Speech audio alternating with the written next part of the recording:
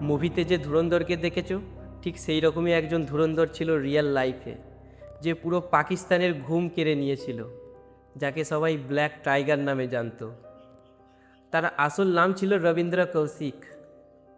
একটা সাধারণ মধ্যবিত্ত পরিবারের ছেলে, ছোট থেকেই অভিনয় করতে ভালোবাসতো, মঞ্চে উঠতো, মানুষের মন জয় করত। কিন্তু সে জানতো না, একদিন এই অভিনয় তার জীবনের সবচেয়ে বড় অস্ত্র হয়ে উঠবে। একদিন তার এই প্রতিভা নজরে আসে দেশের গোপন সংস্থার। তাকে প্রস্তাব দেওয়া হয় দেশের জন্য কাজ করার জন্য। কিন্তু কাজটা ছিল খুব কঠিন। নিজের পরিচয় বদলাতে হবে, নিজের পরিবার ছাড়তে হবে, নিজের নতুন একটা জীবন শুরু করতে হবে। আর একটা কথা পরিষ্কার করে দেওয়া হয়েছিল, যদি ধরা পড়ো তাহলে তুমি একা। তার নাম বদলে গেল, তার পরিচয় বদলে গেল। সে পাকিস্তানে ঢুকলো এবং করাচি ইউনিভার্সিটিতে পড়াশোনা করলো।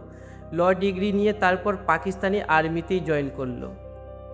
ভাবতে পারছো, একজন ভারতীয় শত্রু দেশের সেনাবাহিনীর ভিতরে।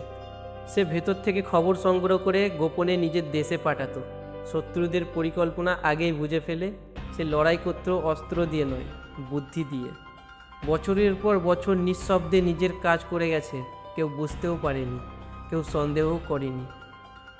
কিন্তু আসল খেলাটা শুরু হয় যখন ইন্ডিয়া থেকে আর একজন এজেন্ট পাঠানো হয় কন্ট্যাক্ট রাখার জন্য। সেই লিঙ্কটাই ছিল সবথেকে বড় ভুল। পাকিস্তান ইন্টেলিজেন্স সন্দেহ করে, তাকে ট্র্যাক করা হয়, ফাইনালি ধরা পড়ে যায়। তারপর যা হয় সেটা মুভিতেও দেখানো হয়নি।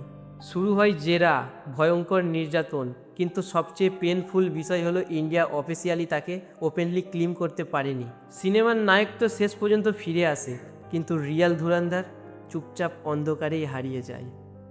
এমন মানুষদের যদি সম্মান করো তো কমেন্ট বক্সে লিখে যাও জয় হিন্দ।